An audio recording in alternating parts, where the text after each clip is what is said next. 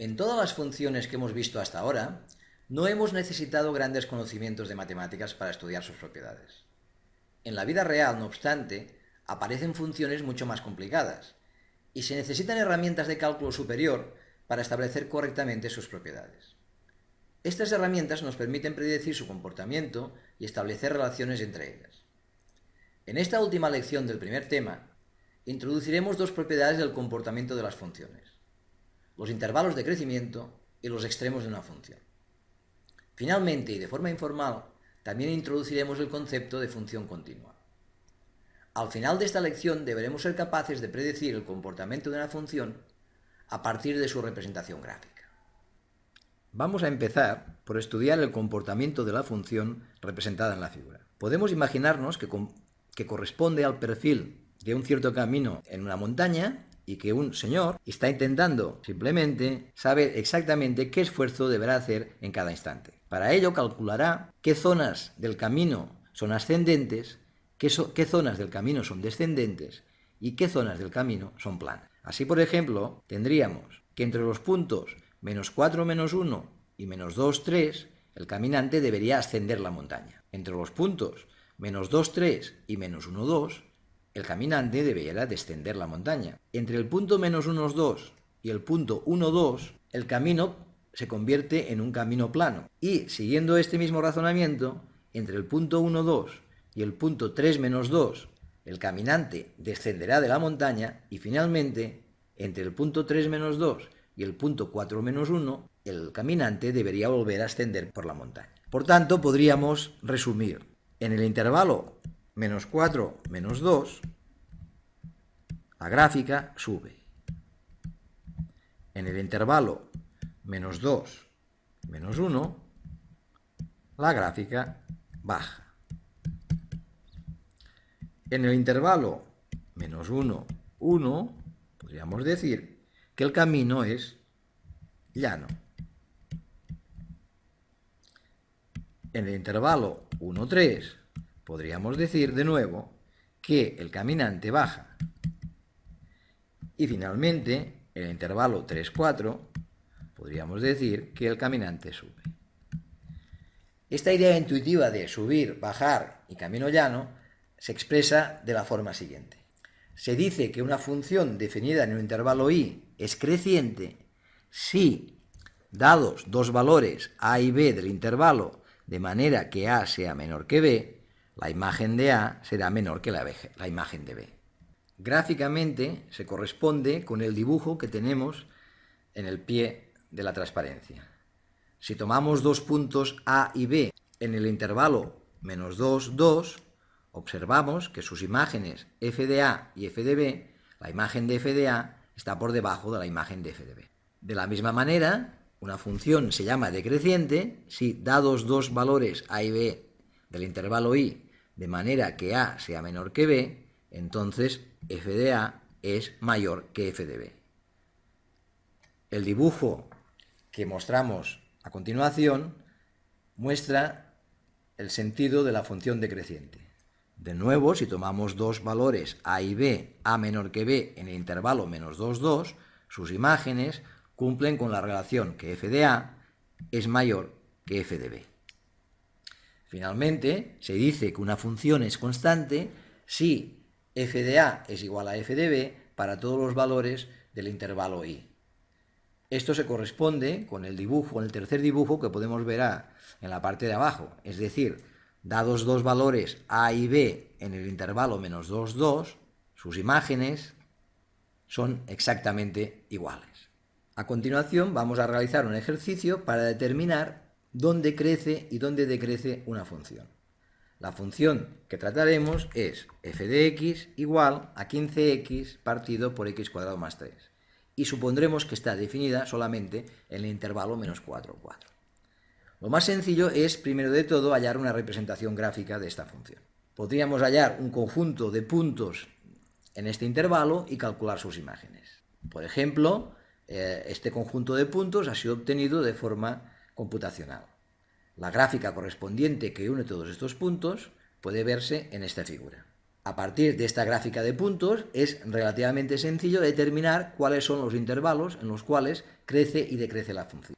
Así, por ejemplo, tenemos un primer intervalo que sería el intervalo menos 4, menos 2.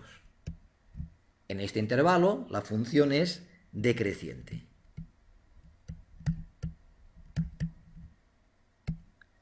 En cambio, podemos considerar a continuación el intervalo entre menos 2 y 2.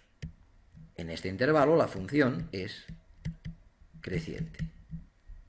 Finalmente, obtendríamos también el intervalo 2, 4. Y en este intervalo la función es decreciente. Otro concepto importante para conocer el comportamiento de una función es determinar sus máximos y sus mínimos. Supongamos una función f en un valor determinado, f de a igual a b. Decimos que f tiene un mínimo local en el punto a, f de a, si y solo si existe un intervalo abierto que contiene a tal que en ese punto la función es menor que en cualquier otro punto del intervalo. Gráficamente significa lo siguiente. La función definida en el intervalo menos 1, 3 tiene un mínimo exactamente en el punto a, f de a. Observemos que se corresponde con el punto que está más al sur de la función. De la misma manera, se puede definir el concepto de máximo local, que sería aquel punto en el cual la imagen de a es mayor o igual que cualquier imagen de cualquier otro punto del intervalo. Gráficamente se correspondría a un punto que está por encima de cualquier otro punto de un intervalo abierto que contiene el punto a, f de a. Estos dos tipos de extremos se llaman mínimos locales y máximos locales. Otro concepto importante es el concepto de mínimo absoluto y máximo absoluto. Un mínimo absoluto será aquel valor que es menor que cualquier otro valor de la imagen de la función. Y un máximo absoluto será aquel valor que estará por encima de cualquier otro valor de la imagen de la función. Para entender la diferencia entre mínimo local y máximo local, veamos el siguiente ejemplo. Aquí, por ejemplo, tenemos una función en la cual no hay ningún mínimo local ni hay ningún máximo local. En cambio, en el punto a sub 1 hay un máximo absoluto, puesto que su imagen está por encima de cualquier otra imagen de la función.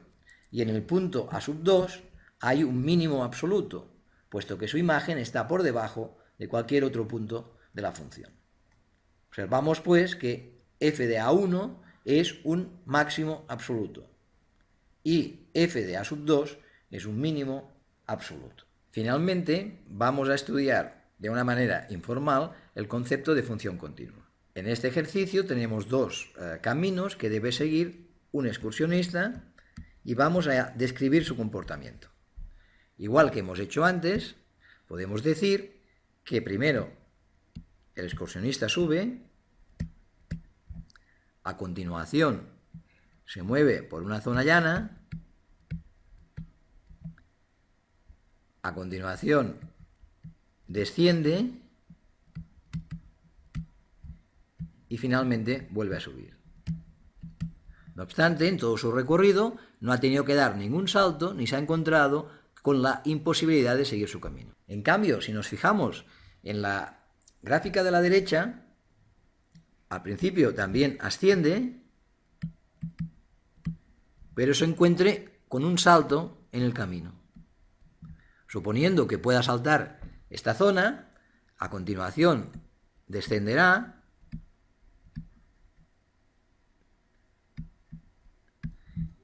y de nuevo se encontrará en un punto donde hay un agujero.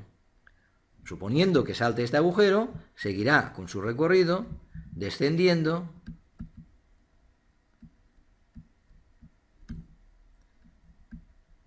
y finalmente volverá a ascender el último trozo.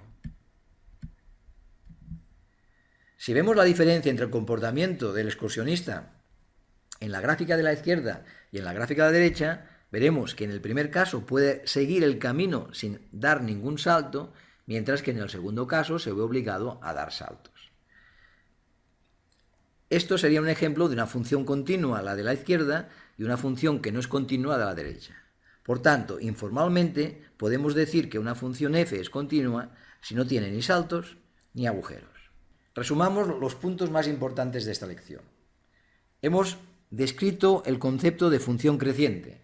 Una función es creciente si, dados los puntos a y b, a menor que b, la imagen de a siempre es menor que la imagen de b. Una función es decreciente si, en este caso, dados dos valores a menor que b, f de a es mayor que f de b. También hemos dicho que una función es constante si, en un intervalo, todas las imágenes tienen exactamente el mismo valor. Hemos descrito también el concepto de mínimo local en un punto de una función, que sería aquel punto que está por debajo de cualquier otra imagen de la función en un intervalo.